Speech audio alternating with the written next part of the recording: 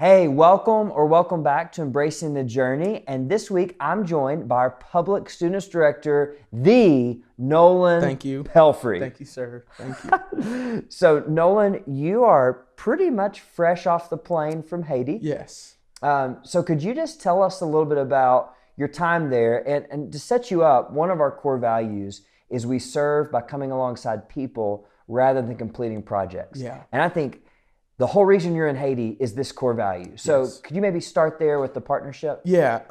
So I've had the opportunity of, for the past 7 years, going down to Haiti at least once a week. I mean, once a year. That would be for a awesome. week. If it was once a week. I'd be on the plane anytime they'd let me down there. Yes. But once a year for at least a week. And really it's been a beautiful partnership with, I go with an organization out of Jacksonville, the Vine.co. And just over the years, we have developed a partnership with a church, and that has spawned a school. So now we have a school down there that has 330 kids in it that Wow. all receive education through the ninth grade. And so it's great because they just finished their last year's schooling last month. They just moved the last 3 months to beginning of this year when they got out of lockdown, and all of our ninth graders passed their country exam, and so they get promoted to the 10th grade, and all of our kids they learn French and Spanish and Creole and English. And so it's just a beautiful, you get off a bus and kids know your name, and they walk up and they say, "How are you?" And you're like, "Wait a second, I don't speak Creole, so how did I understand that?" And then you realize, oh, this kid who's in second grade speaks great English. And so it's beautiful to see that, and just how we've developed those partnerships over the years with Pastor Alicom, who's the pastor of that church down there, and he's really family. And so when we get off the bus and we can really just have genuine conversations of how are you doing? How's your family doing? He can ask about siblings and pastors by name. And it's been really cool just to see that friendship, that partnership blossom, and really see what the kingdom is supposed to look like. Yes, I love that. 7 years. Yes. Man, that's some longevity that is huge. Yeah. And it gives them stability. And I mean, I just imagine them being so excited knowing when you're coming because they know like this is a shot in the arm that's going to encourage us. And same for you. Like Yes. you go and you're like, this is a shot in the arm for me showing up that they're going to encourage me. So Yeah. that's just beautiful. It was cool. Sorry. This was the first trip that we were able to make since Christmas of last year. Yeah. So normally our teams are on the ground every 60 days. We're sending at least Wait, every 60 every days? 60 days. We want to have a team down there encouraging, saying, "Hey, what do you need?" Just something along those lines of, "Hey, we're not leaving. This isn't just Wow. 1 week. We come in, get our Facebook pictures, and we leave." But these are kids with names. These are pastors with needs, and so it's been really cool to. When we pulled up this week, and it was the first time our kids had seen us in a year. And so naturally they're excited. They want everything. And so we had all sorts of plans that we get off the bus, and Rick, our director, is just like, "Yeah, we're going to scrap that youth conference that you had planned. Let's just push that to Monday because there's no way we're getting these kids calmed down enough to sit and listen." And so we just got the chance to sit and love on Pastor and his family and the other leaders and the teachers. And like I said, they were just starting their 2020 school year, and so kids are still in school. They're trying to compact everything in, and so kids are like, I want to go see them, but I've got to study for this test or this homework. And so it was really cool to watch that partnership. Wow. I absolutely love that vision. It's so good. Just random question. So do you do any tutoring? I do not. That's just not me. But Samantha, Rick's wife, they kind of spearhead the Vine, and Samantha grew up in Southern California, so she's fluent in Spanish. And Ferez, the pastor's brother, learned Spanish, and so he's the Spanish teacher in the school. And so they will start having conversations in English. Samantha's got okay Creole, and so then they'll switch to Creole, and then Spanish comes out, and then English, and we're like, where did this come from?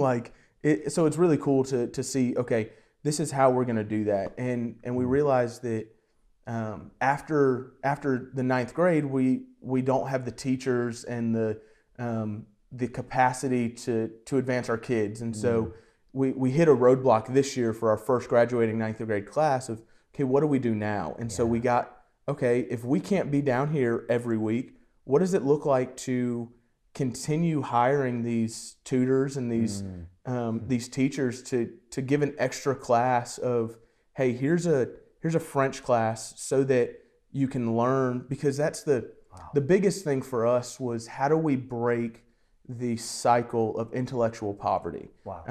Because that opens so many more doors when you've got a student who can read and write, and that all stemmed from a pretty cool, sad story on the mountain. This girl comes to know the Lord, and we give her a Bible, and she starts to cry because she's been hearing about this Jesus that we're talking about, but she can't read these words. And so we say, okay, well, maybe your mom can read you this passage. And she starts to cry a little bit harder. She's like, my mom doesn't know how to read.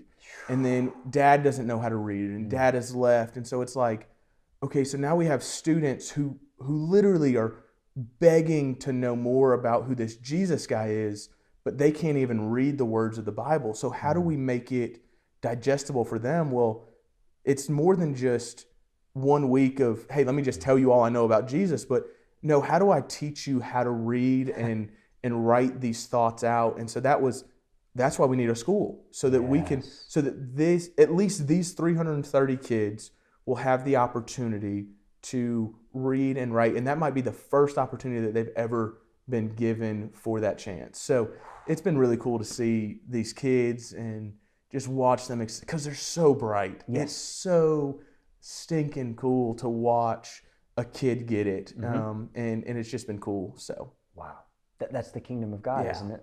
Just all of that unfolding, and the school and literacy, and man, that is beautiful. I'm a little bit passionate about that one. I think you should be. Man, that is absolutely amazing. And to think that one day that girl's going to be able to read, and then like read about Jesus to her kids. Yes. You know, like the impact is so much bigger than we can even imagine with that. So, wow. So I did hear that at one point you got invited to an elders meeting. Yeah. So can you tell us a little bit about this? Yes. So we go to a church, and the church is pastored by a guy named Junior Charles. And a little bit of backstory about Junior Charles. Junior was one of our translators when we first got to Haiti 7 years ago. Wow. And at the time, Junior was taking seminary classes because he knew that, hey, the Lord's called me to be a pastor, and so I'm going to just translate to help pay for my school. And sure enough, he graduated, and he's now pastoring his own church. He's been over that church for about 4 years, and so he had some help from some teams coming down from another church, and their mission strategy has shifted, which it does sometimes, and he was left with, hey, what do I do in terms of like getting teams in this area? Yeah. And so he was in communication with Rick and just asking some of those questions. And so we, instead of just coming in and saying, this is what you need, Rick was like, let's sit down with some of your elders, some of your leaders, and why don't we actually hear and ask you questions instead of just assuming we know what you need? Yes. And so I was all ready to just play soccer with kids outside, because that's just what I was doing. And Rick said, hey, why don't you stay in this meeting? And I thought, well, I don't know how much I have to offer to this, but I know Junior, like I know his heart, so sure, let's see what we can do. And so as we sit on this pew and in the front, and Rick is kind of giving his spiel of, hey, this is why we're here. We want to hear from you. We start asking leaders one by one, kind of where their hearts are at and what they do, what their role at the church is. And this one guy is sitting directly across from me, and at one point he gets up and he walks outside to the soccer clinic, and we think, okay, he's not coming back. And he comes back and he sits down, and he thinks that he's gotten out of the questions, but Rick comes back to him at the very end, and he says, well, what about you? And he stands up and he shares his name, and Rick says, well, what do you do here? And he says, well, I'm the leader of the young people. It's the youth pastor. And so he's got students from middle school to college age. And I was like, okay, I understand what that's like, working with that range. And we say, okay, what is your one need? Like what can we help you with in this? Or how can we be praying for you in this season? And his heart was not, I want to be able to fill up this room with students on our weekly scheduled event, or I want to be able to have these big rallies for students. His heart was, I've got about 13 kids. How do I love them well? It's hard to encourage them to get there. So how do I better encourage them to just be in the space so that our leaders can love them well? And at that point, I'm just like, well, God, you know what you're doing, and this is not fun. Because I was wrecked. Because it so often, and you know this, we get so wrapped up in, well, what could be, that we forget about the people that are here with us. Come on. And I've noticed in this, I looked in his eyes, and I saw a passion for students that I haven't seen in a youth pastor in a long time. Because he was saying, this is someone that I really just want to love those that I have right here. Yeah. And I realize I can't reach the whole neighborhood. I realize that might not be my call right now, but how do I encourage these 13? Yeah. And the Lord really just broke me in that moment of like, okay, how do I answer that question? If I was to ask, what is the greatest need that public students is? I don't know that my gut reaction would have been, how do I love these kids better? And in reality, that's exactly what I need. Like, and so it was a beautiful reminder of, one, that the God we serve is bigger than our geological location. Yes. Like he's bigger than, it's not the God of the States versus the God of Haiti, and our goals are somehow different. No, the same roadblocks, the same obstacles that he's facing sitting in his church pew every Sunday morning is the same ones that we're facing here. That's good. And he's the same God that can provide us through that. And so it was just really cool to see, hey, this is a guy who I know when I'm not here, he's loving those students the same way I want to love them here. Yes. And so it was super encouraging to see that. Wow.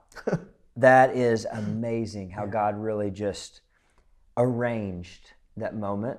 And I think it's really incredible to think about the fact that the next time you go there, you and he are both going to be able to have a reciprocal exchange of ideas. Yes. Where it's not just you going, well, hey, man, I figured it out while I was back in Cleveland, so let me tell you. But he's also not going to go, man, I'm so glad you came back because I figured it out. Yeah. But you guys can both go, I tried this and it didn't work, and hey, this did work. And that's the kingdom. Yeah. And that's the beautiful thing about the partnerships is I know, and I told Junior this as I was leaving, and I said, I spent 45 seconds with your youth pastor, but I've spent 7 years getting to know you, and I know that you will only put people in leadership that have a heart to serve, and I saw that in him.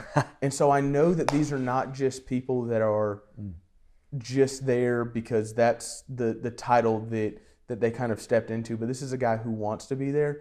And so we don't know what partnership's going to look like. We don't know what that's going to be, but Rick, if you watch this, my pitch is that we do a youth conference there. Come on. Just let me know when. I'm sure we can find some leaders to go with us. But that's my pitch, is a youth conference with Junior Charles Church. So I love it. Man, that is just absolutely incredible. Yeah. I have so much respect for the fact, for your longevity, and Rick, for you and your wife's vision for just leading this. I mean, I just think that's incredible, and that you get to step into that and play a role. It's beautiful to see the global church serving each other and coming together. So how can we, watching this, pray for both Rick and the ministry, Vine.co, correct? Yes. And what was his wife's name? Samantha. So Rick and Samantha and Vine.co. And then also, how can we pray for your friends in Haiti? Yeah. Your family in Haiti. That's exactly right. Yes. So first thing, we've got a team flying back tomorrow. That's the second week so pray for safety in that. Can I say something? Yes. We're filming this on December 22nd. So by the time you watch this, yes, that is true. They will have been back, right? Yes, they're flying back so now. Do pray for that, but also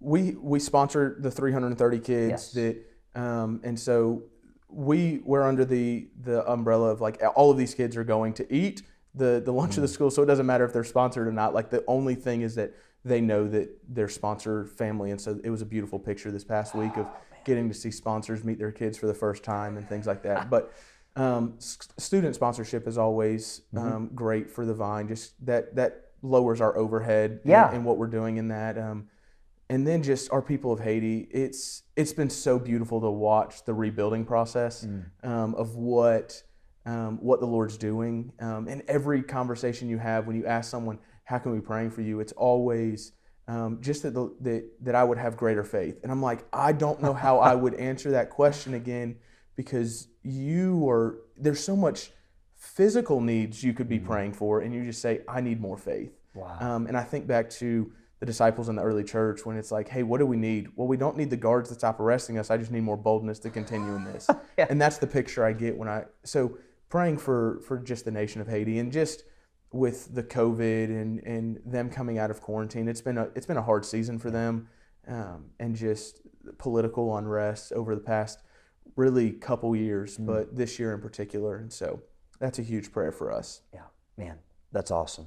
Nolan, tons of respect for you. Thank you. And thank you just for investing in Jesus' global church and just even giving us those ways to pray. So let's pray for Haiti. And if you have more questions, you're like, hey, I want to talk about that child sponsorship. I want to talk more about how I can pray for people, or I want to go. Like, I'm watching this and I'm going, Vine.co, I want to go. Then you can either look them up or just personally message Nolan Pelfrey's on Instagram, or you can just message our church. There's lots of ways you can get in contact with us, but we would love to help you better connect with Jesus' work in Haiti. Yes. So anything you want to end with? I'll be back. So if you want to go, I'm sure we've got trips, barring on what COVID does in the next couple months. So come on. Man, that is awesome. Year 8 could be your first year. That's right? exactly right. That's exactly right. It's awesome. Thank you, Nolan. Thank you, Todd. Appreciate it. Thank you, church. All right. Love you guys. See you soon.